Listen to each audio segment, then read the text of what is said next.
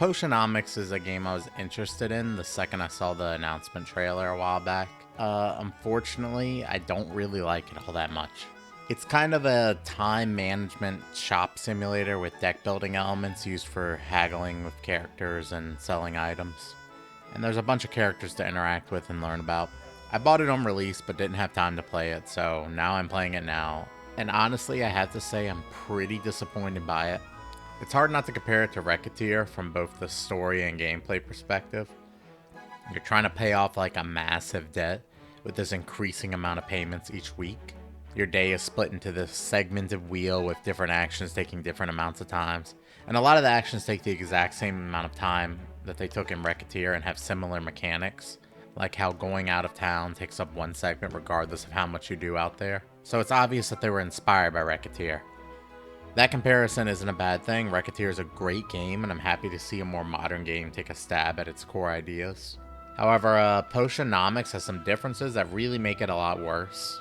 The biggest one, for starters, is your main goal.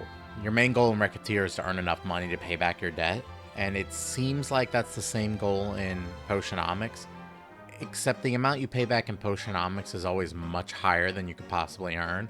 So instead of actually playing the game to earn the money, you do these contests that they hold every 10 days, where you make certain potions and then compete against other competitors, and the reward amount always ends up being the exact same amount of money you need to pay your debt. It's not a bad idea, but it does kind of make it to where your goal is just to make the potions that you need for the contest. And at first it wasn't a bad thing, it actually started off pretty good.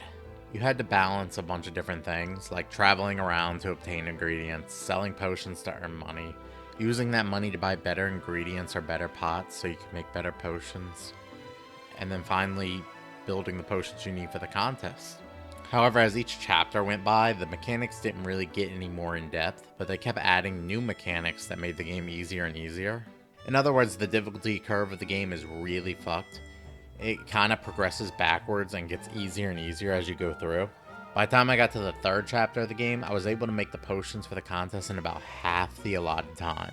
In the fourth chapter, I finished the potions within the first 3 days, and in the final chapter, I finished the potions on the very first day and then spammed the in-game button for the remaining 9 days so that I could just get to the ending of the game. And I was ignoring about a third of the mechanics that make it even easier. And I would say that difficulty curve is the main problem with this game.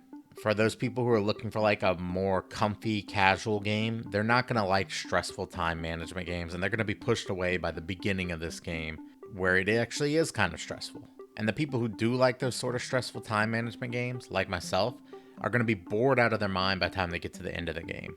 I really started to get bored around chapter 3, when I just finished all the stuff about halfway through, and it only got more boring after that. There's stories and characters with backstories, and you could fill in those empty spaces with visiting the characters, and at first I was doing that a lot. But after a while I realized that these characters, they aren't really tied to the story very much, and they aren't interesting enough on their own to make it worth dealing with all the tediousness of the in-game. There's a few other minor issues on top of that. Bad UI elements that split all your important information across several screens, and some of them have load screens between them. Like even just checking how long before your potions finish brewing requires you to go to a whole separate screen. The ingredients you gather for your potion brewing are also sorted very poorly, and there's a filtering system, but it doesn't really work out too well. But there are some good things about the game. The art style is really great. Everything in the game looks really good, really vibrant. The characters are also really well designed, but they're really only held back by how unrelated they are to the actual main story. And the core concept of the game is pretty good. They've essentially taken Racketeer, removed its shitty combat, and added in a deck building haggling minigame. It's a really good idea, and this should have been a hit game.